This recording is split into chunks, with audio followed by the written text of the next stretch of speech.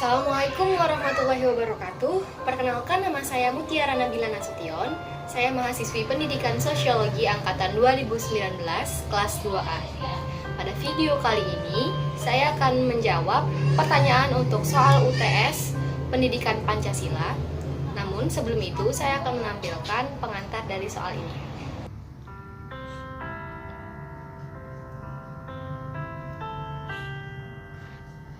Sedikit menanggapi pernyataan Bapak Joko Widodo, yaitu tentang visinya menggencarkan pembangunan sumber daya manusia. Saya sangat setuju dengan hal ini karena pada realitasnya banyak infrastruktur yang telah dibangun oleh pemerintah, tetapi pihak pengelolanya berasal dari negara asing. Malahan, orang Indonesianya sendiri menjadi karyawan biasa di negaranya. Hal ini disebabkan oleh kurang berkualitasnya sumber daya manusia yang ada di Indonesia. Sebenarnya, kondisi seperti ini sangat memprihatinkan karena tujuan pemerintah membangun infrastruktur adalah untuk menunjang kesejahteraan rakyat Indonesia. Tetapi nyatanya, orang Indonesia hanya menjadi bawahan di negaranya sendiri dan malah orang asing mendapat keuntungan yang lebih besar. Tapi tidak dapat dipungkiri bahwasanya rakyat Indonesia memiliki potensi yang luar biasa. Hanya saja menurut saya selama ini kurang terwadahi dengan baik. Selanjutnya saya akan menjawab pertanyaan UTS Pendidikan Pancasila. Seperti yang kita ketahui bahwasanya Pancasila merupakan ideologi bangsa Indonesia, di mana ia menjadi pedoman dalam berperilaku dan bertindak. Menurut saya, kelima sila Pancasila ini sudah menunjukkan bagaimana cara untuk membangun sumber daya manusia yang berkualitas dan unggul yang dapat bersaing dalam kehidupan global. Dalam sila pertama hingga sila ketiga disebutkan bahwa setiap warga negara harus memiliki kepercayaan kepada Tuhan Yang Maha Esa, berperi kemanusiaan, dan senantiasa menjaga persatuan antar warga negara. Pada sila keempat dijelaskan bagaimana cara memilih pemimpin yang baik yang sesuai dengan prinsip demokrasi dan bagaimana cara mengambil keputusan yang benar.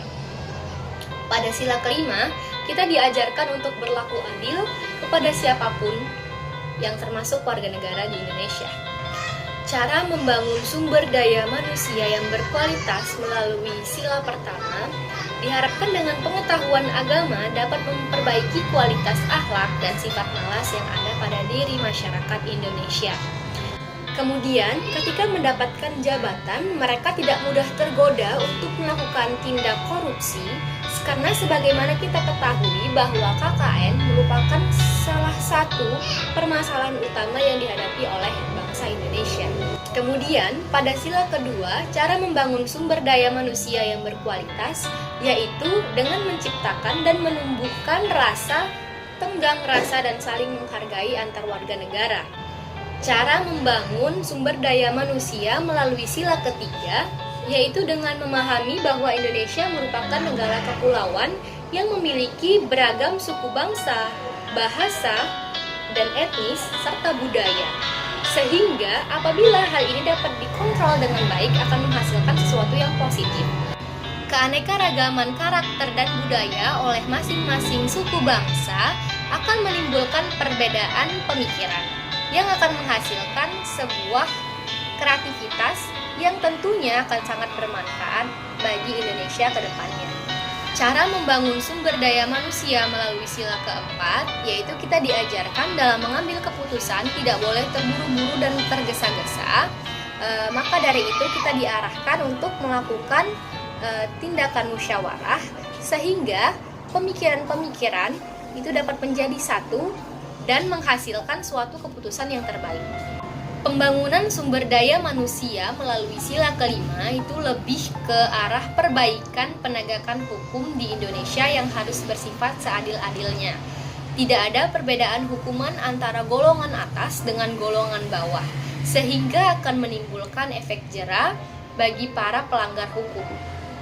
Nah, apabila hal-hal tersebut sudah dilakukan secara terus-menerus di Indonesia, maka akan meningkatkan kualitas sumber daya manusia di Indonesia.